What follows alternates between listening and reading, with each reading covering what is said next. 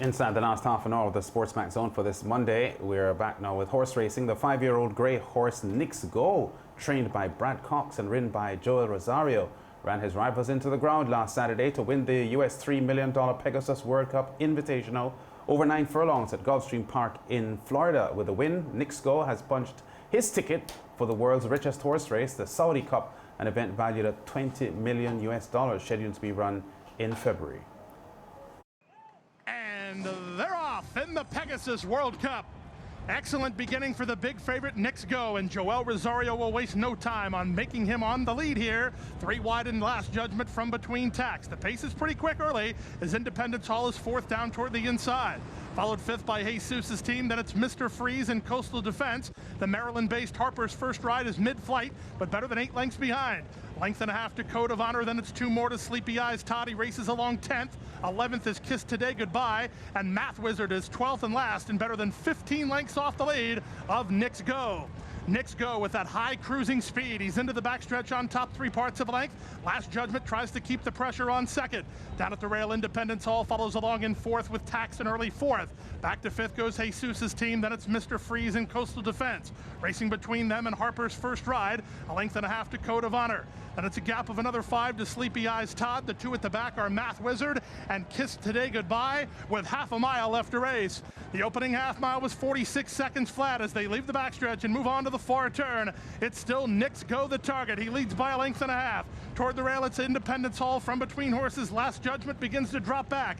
Tax is 3 wide. Then it's Jesus' team. A gap of 3 more to Code of Honor, who gets underway, passing Mr. Freeze and Coastal Defense. Sleepy Eyes Todd better than 10 lengths off the lead. Math Wizard and Kiss Today Goodbye are next with a 1/4 mile left to go. Joel Rosario has not moved his hands, and Knicks Go continues to roll on the top end into the stretch drive on top by 3 with an 1/8 mile more to get. Here's Jesus' team down the center trying to make a late impression with Independence Hall. Final 16th of a mile. It's all about Knicks Go. Knicks Go makes it 4 in a row. A Breeders' Cup, a Pegasus World Cup, and a slam dunk. He won by 2.5. Second was Jesus' team. Third was Independence Hall. Then it was Sleepy Eyes Todd and Code of Honor in 1:47 and 4.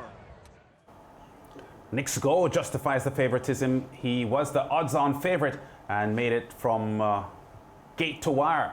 Front-running effort by jockey Joel Rosario, who won the Kentucky Derby in 2013 aboard Orb and also won 2 Belmont Stakes races as well. He is from the Dominican Republic, this jockey Joel Rosario, and Mariah and Wayne. It was a confident ride. He was in front from the off, and he just paced the horse into a good win. Definitely. I feel like when Knicks Go started, I felt like he started extremely fast. I mean, it was an excellent start, but we have history of horses where they start extremely well, and then when it's time to get to the finish line, they get tired and they slow down. But Knicks Go, from the initial start, he was ready to go, and of course we saw him carry through to the finish line. Lance, I have a question for you though, seeing that you're the horse racing expert and you love to go to the track. Knicks Go in 2019, he didn't win any of his races. He was winless, right? And when he was transferred to Cox's stable, I think in 2020, he won all 3 races. So what happened, and what's the reason for the sudden change? Well, you have trainers and you have trainers. Sometimes horses are very fickle animals, and you've got to, as a trainer, identify issues that horses have. And it's clear that Brad Cox found something about Knicks Go that got him on the right track, because since taking over, as you said, there's been a huge difference in his performances. Now, he hasn't lost the race since, I think, November 2018. He won all of his races in 2020, including the Breeders' Cup Dirt Mile, and then starts off the year in 2021 with a big victory. So he's now undefeated in 4 consecutive races. And as I said, Brad Cox is a solid trainer, and sometimes trainers understand things about horses that maybe another trainer didn't pick up, because there are so many variables involved in horse racing. But Lance, to be fair though, Knicks Go obviously is a class horse. I mean, much better than the rest. The jockey didn't do any work until maybe about a furlong out from the winning post. He took out his whip and did his thing. He was just using his, and even the commentator said it, that he's not working because the horse was so much in front. This is a class horse and a very impressive ride. Obviously to me that he's much better than the class, and he proved it. Yeah, well, that is why he was the 5-2 favorite, because you know, all the bettors knew that he was the best horse in the race. Having said that, the jockey did have to ensure that he kept just didn't fall off the horse and he right, yeah, you know, because he had splits of 22 by 4 to 6 by 109 for 6 furlongs, and he knew the pace of the horse. He knew the horse had enough energy to win the race with a front-running effort, and that's exactly what he did. But $3 million for the race. Big purse. What percentage of that, I mean, the owners and trainers and whoever, the winning horse would get out of that? $3 million? Approximately half. The $3 million purse is approximately half goes to the winning owner. And then the jockey gets what percentage of that? 10%. Wow. The jockey gets 10%. Wayne, are you considering switching professions? No, I think I'm too heavy for that. Wayne is too heavy. And he's too tall.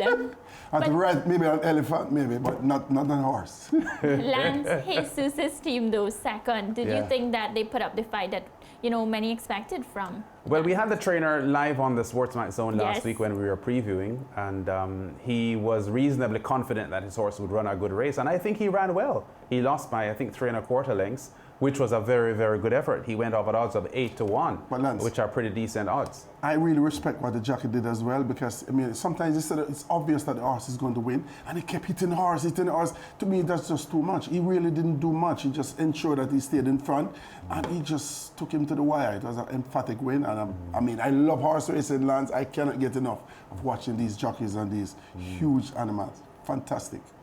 Yeah, so it was a good win by Knicks Go, and Brad Cox gets another win here and enjoying himself at Gulfstream Park. Safi Joseph, the Barbadian trainer who started Math Wizard, went off at odds of 50 to 1 in the end. The morning line odds on Math Wizard had been 20 to 1. Math Wizard was among the back markers early. I think he was last early down the backstretch. Mildly made headway and finished 9th in the end, as we said, at odds of 50 to 1. But Savage Joseph had a couple of wins over the weekend at Gulfstream Park, and he's doing a tremendous job as a Caribbean trainer in Florida at the moment. So he talks about this race in Oman, is it? $20 million? So what are the prerequisites to get to that race? I mean, you have to win some particular races, or it's times, what's it? Yeah, well, the class of the horse, there is an invitational race it was, so you accept an invitation, but based on the quality of your horse, you are likely or not likely to get an invitation to the race. And Matt Wizard had run in the Breeders' Cup last year as well, so he is seen as a solid horse. So the horses are invited based on the quality that they had shown in the past year or so, which sets them up for invitations to big races like these. So like only the elite is in? Yeah. $20 million, Lance, that sounds like a lot of gambling takes place there. How do you get to be invited? I mean, a horse like good enough for the Triple Crown, that type of thing in the United States would be a horse that would be in a particular race like that, right? Yeah, but because it's so early in the season, a lot of the horses this is next month, it's in February. Yeah, but that's early in a racehorse season. A 3-year-old is not likely to go into a race like that in his 3-year-old year, because he has his 3-year-old Triple Crown to target. So he would more take that on as a 4-year-old. But that's a story from the Pegasus World Cup Invitational, shown live on SportsMax on Saturday evening. It was a pleasure bringing that to you. Of course, coming up on the SportsMax Zone on Wednesday afternoon, a riveting discussion about Test series and the best Test series that we have seen over time, over the decades. And this last one that we saw between Australia and India, riveting Test series won by the Indians 2 to 1, and toppling an Australian team that felt as if they should have been favourites at home. Our panel discussion will be on the SportsMax Zone on Wednesday. Look out for some experienced guests and views coming in. Michael Holding among the panelists that will be discussing the best Test series in Test cricket history.